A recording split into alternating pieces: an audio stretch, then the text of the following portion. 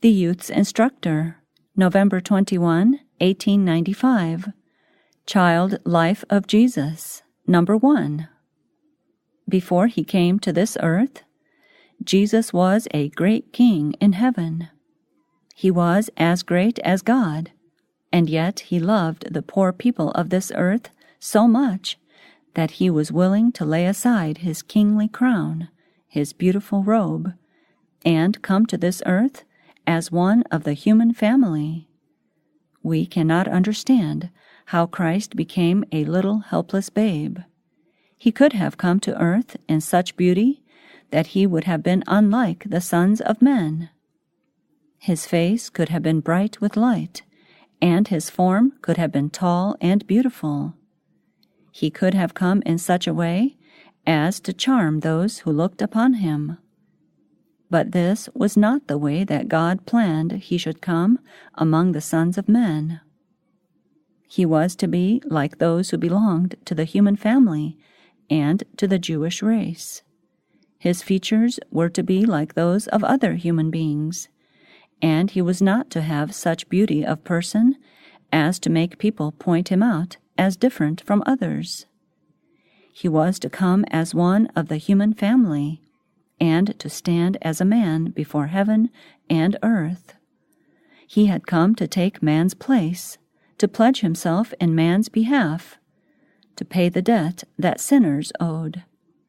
He was to live a pure life on the earth, and show that Satan had told a falsehood when he claimed that the human family belonged to him forever, and that God could not take men out of his hands.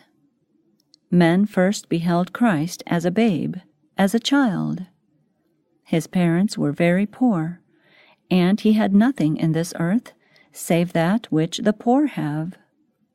He passed through all the trials that the poor and lowly pass through, from babyhood to childhood, from youth to manhood.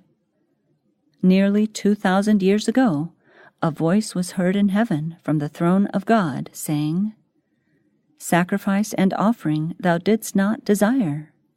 Mine ears hast thou opened. Burnt offering and sin offering hast thou not required.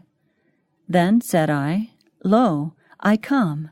In the volume of the book it is written of me, I delight to do thy will, O my God. Thy law is within my heart."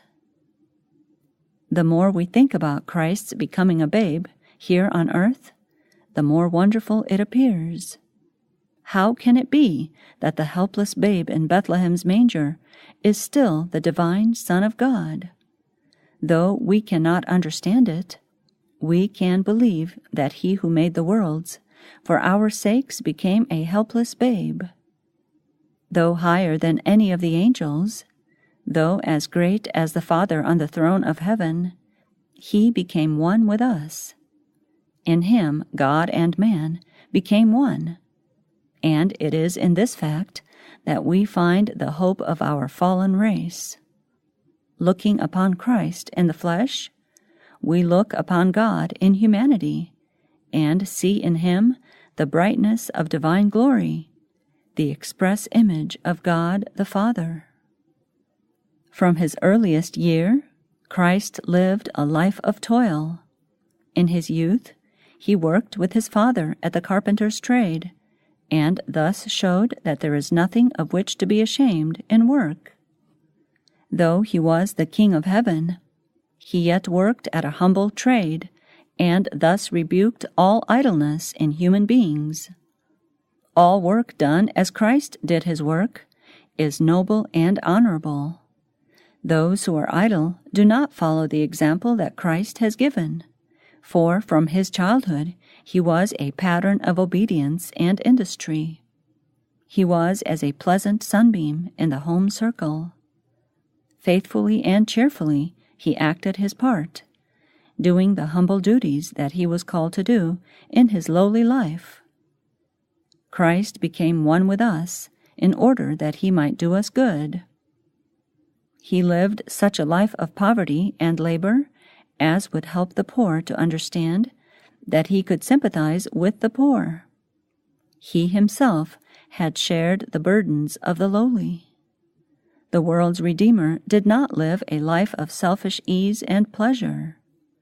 He did not choose to be the son of a rich man, or to be in a position where men would praise and flatter him. He passed through the hardships of those who toil for a living, and he could comfort all those who have to work at some humble trade. The story of his life of toil is written so that we may receive comfort out of it. Those who know the kind of life Christ lived can never feel that the poor are to be despised, and that those who are rich are better than the humble.